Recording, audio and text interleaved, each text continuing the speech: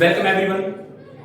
Today I'm going to start the concept of set, and this is important chapter from our plus one mathematics because it is useful in sets and relation in that chapter, and also in 12th the relation and functions, and after we will talk about in probability also we need to know about the complete theory of sets. Okay, so set is such an important concept for the complete mathematics. So let's start. Firstly, just see the definition of set. Simple word में बोलूं तो बोलेंगे कि a well defined collection of objects. A well defined collection of objects is known as set. Okay, अब आप ये समझिए कि कोई किसी भी चीज की कोई कलेक्शन बट वो वेल डिफाइंड होनी चाहिए. मान लो मैं कहूं collection of all even number, natural number, like आपने कहा इवन नंबर का सेट, डेफिनेटली ये सेट, या मैं कहूं नेचुरल नंबर का सेट. ये वेल डिफाइंड है. वेल डिफाइंड का मतलब ये है ये मेरे लिए भी वही है, आपके लिए भी वही, यूनिवर्सल क्यों है ये. And third is collection of all movies of any which actor you will like most, you can write a name. Okay, so as I'm going to write out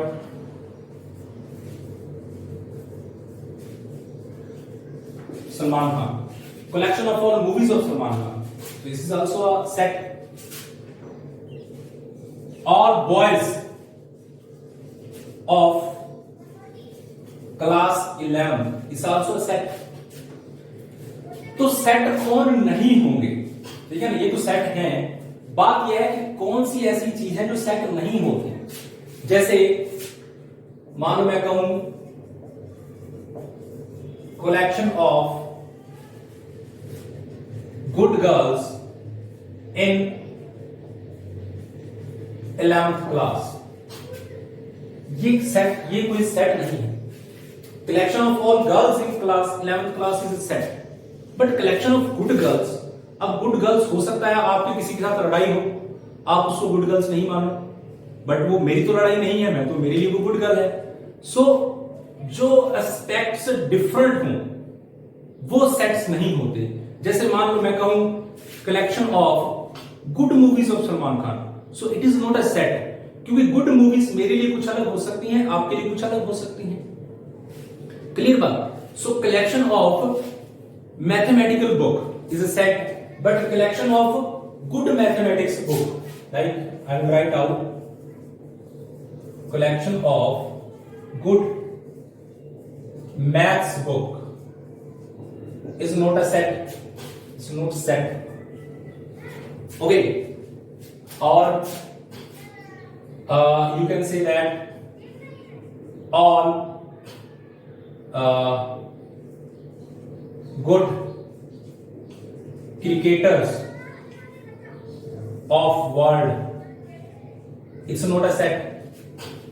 क्योंकि good cricketers of world could be set, but good, bad और the limitation जो depend करे दूसरे और हर person के लिए different, वो कभी भी सेट नहीं होते. ओके, अब बात करते हैं सेट्स के बाद कि सेट्स को दो टाइप से बोला जाता है. सेट्स हो सकते हैं फाइनाइट और सेट्स हो सकते हैं इनफाइनाइट. ओके, अब फाइनाइट कौन होते हैं और इनफाइनाइट कौन होते हैं. जिनको काउंट कर सको वो फाइनाइट हैं, जिनको काउंट नहीं कर सको वो इनफाइनाइट हैं.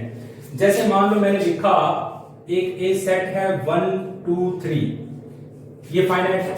मैंने लिखा नेचुरल नंबर का सेट 1 2 3, ये इनफाइनाइट है. ओके, मैंने लिखा यहां पे एक सेट बी 2 4 6 8 10 ये एक फाइनाइट सेट है। मैंने लिखा एक सेट यहां पे R, ठीक है, 1 1 1 सॉरी सीधा रियल नंबर लिख लो। तो दो टाइप के सेट कंसीडर किए जाते हैं, या तो फाइनाइट या फिर इनफाइनाइट। फाइनाइट सेट्स वो होंगे जिनके नंबर्स आप काउंट कर सको, और इनफाइनाइट सेट्स वो होंगे जिनको आप काउंट नहीं कर सकते। ओके, अब चलते हैं आगे। यहां सेट को दो पार्ट में ब्रेक करता हूं मैं। इसकी दो डिफरेंट फॉर्म्स हैं। एक को बोला जाता है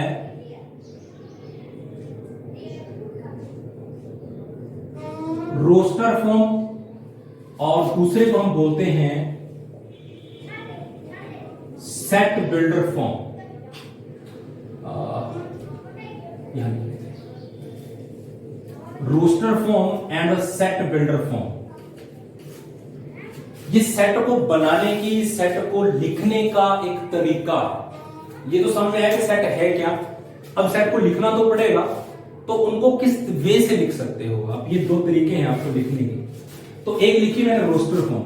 रोस्टर फॉर्म ऐसी होती है पकी पकाई चीजें। नाम से भी लग रहा है आपको कि मान लो मैं लिखूं 2 4 6 8 10, तो आपको सीधे सीधे नंबर दिख रहे हैं कि 2 से लेकर 10 तक इवन नंबर है।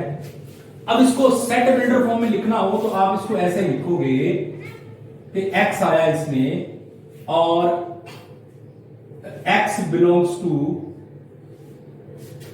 Sorry x is even number and also x is less than equal to 10। Condition बात समझ आई? यानी ये भी वही सेट है, ये भी वही सेट है। यहां रोस्टर फॉर्म लिखी है, वहां सेट बिल्डर फॉर्म लिखी है। दोनों में फर्क इतना है कि वहां मैंने लिखा कि x आपको एक इवन नंबर लेना है और लेना 10 से छोटा है, तो बात तो वही है ना, इवन नंबर लिया है और 10 से छोटा लिया। या और लिखो, मान लीजिए मैं लिखा a is equal to 1 and -1, और यहां मैं लिख दूं a is equal to x for x square -1 is equal to 0। बात समझ आ रही? यहां से आप इस इक्वेशन को सॉल्व करोगे तो आपको क्या मिलेगा, x इज इक्वल टू +-1, और वही वो सेट है। तो set could be created by two type of way. One is a set builder form and other is a roster form. Okay, so this is the form of a set. अब आगे बात करते हैं types of sets की। ये sets किस किस types के हो सकते हैं। अभी हमने बात करी कि फॉर्म्स कैसी हैं उसकी, या तो सेट बिल्डर होगी या फिर रोस्टर फॉर्म होगी। Now types of sets.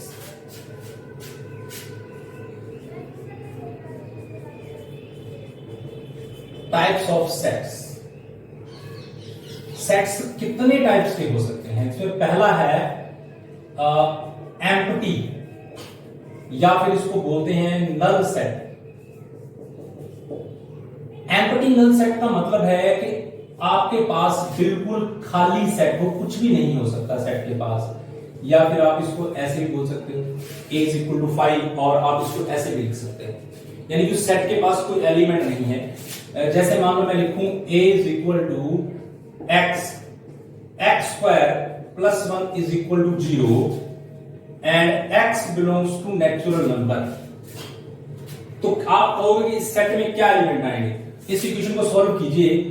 आपको यहां पे x लेके आना है और x होना चाहिए नेचुरल नंबर, और ऐसा x लाना है जो इस इक्वेशन को सेटिस्फाई करे। तो डियर, इस इक्वेशन को सेटिस्फाई करने के लिए मैं इसको सॉल्व कर लेता हूं, and you will see it will gives you iota, जो कि नेचुरल नंबर नहीं है। तो यानी कि इस सेट में कोई भी एलिमेंट आप डाल नहीं सकते। सो this is empty set. Okay, secondly है सिंगलटन सेट। सिंगलटन सेट का मतलब क्या हुआ कि ऐसा सेट जिसके पास सिंगल एलिमेंट, जैसे a इज इक्वल टू 1, ठीक है, a इज इक्वल टू 2 2 2 2 2, इसको भी सिंगल एलिमेंट ही बोला जाएगा। इसमें ऐसा नहीं है कि बहुत सारे 2 हैं, एक एलिमेंट हो उसके पास, simple single element is known as singleton set. Logic clear? अब अगले मैं टाइप्स में जाने से पहले ना एक छोटी सी बात यहां पे कर रहा हूं, इसको समझें। इसको बोलते हैं कार्डिनलिटी ऑफ सेट्स। इसका मतलब होता है number of element in a set, ठीक है ना। इसको डिनोट करते हैं एन ऑफ ए से। मान लो मैं कहूं कि n इज इक्वल टू एक सेट है ये वाला, तो कार्डिनलिटी का मतलब है कि a के पास कितने एलिमेंट हैं, तो a के पास 3 एलिमेंट है, तो कार्डिनलिटी का मतलब number of element in that set. Okay, third है सबसेट ऑफ सेट। सबसेट, देखो सबसे पहले एक सेट होना चाहिए, then we will create a subset of the set, ठीक है ना। अब देखो मैं एक सेट क्रिएट करता हूं, मान लो मैंने लिखा a is equal to 2, 3 and 4, तो आप इसका सबसेट बनाइए।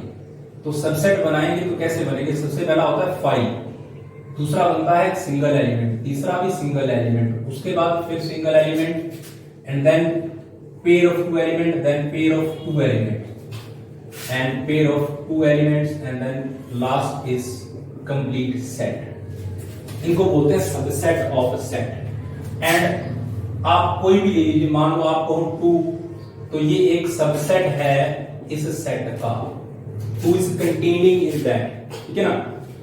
अब कोई सबसेट होगा तो वो कंटेन करता है, इस बात पे भी ध्यान देना। और एलिमेंट हमेशा बिलोंग करते हैं, इस पे हम क्वेश्चंस भी करेंगे। अब देखो उसके बाद है फोर्थ पे सुपर सेट।